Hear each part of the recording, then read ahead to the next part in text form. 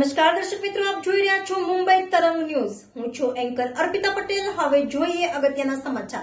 સુરતના વરાછામાં આવેલ એકે રોડ પર 350 વર્ષ જૂનું રામજી મંદિરની આજુબાજુમાં સાફ સફાઈ કરવામાં આવી. 22 જાન્યુઆરીના દિવસે અયોધ્યા ખાતે રામલલ્લાની પ્રાણ પ્રતિષ્ઠા થશે, ત્યારે સુરતમાં પણ રામમય વાતાવરણ જોવા મળશે. 350 વર્ષ જૂનું રામજી મંદિર ખાતે ભવ્ય મહાઆરતી અને રામ પ્રાણ પ્રતિષ્ઠા મહોત્સવ ઉજવવામાં આવશે.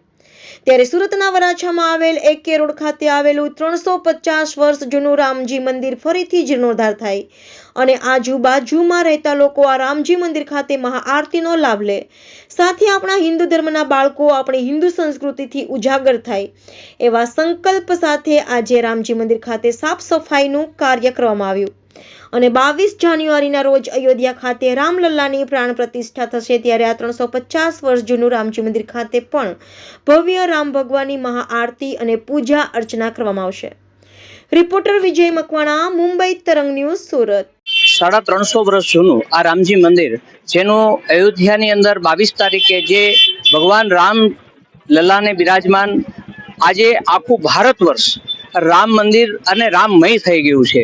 ત્યારે નરેન્દ્રભાઈ મોદીએ એક બહુ સારો સંદેશ ભારત સમાજને અને હિન્દુ સમાજને મોકલ્યો છે કે ભાઈ, તમામ મંદિરો ભારતના છે એની સાફ સફાઈ અને અભિયાન કરવું. અને આ અભિયાનના ભાગરૂપે આજે અમે આજે 350 વર્ષ જૂનું જે રામજી મંદિર છે એ રામજી મંદિરની પાછી પુનઃ સ્થાપના થાય અને એનો જીર્ણોદ્ધાર થાય એ માટેનો અમારો સતત પ્રયાસ રહેલો છે.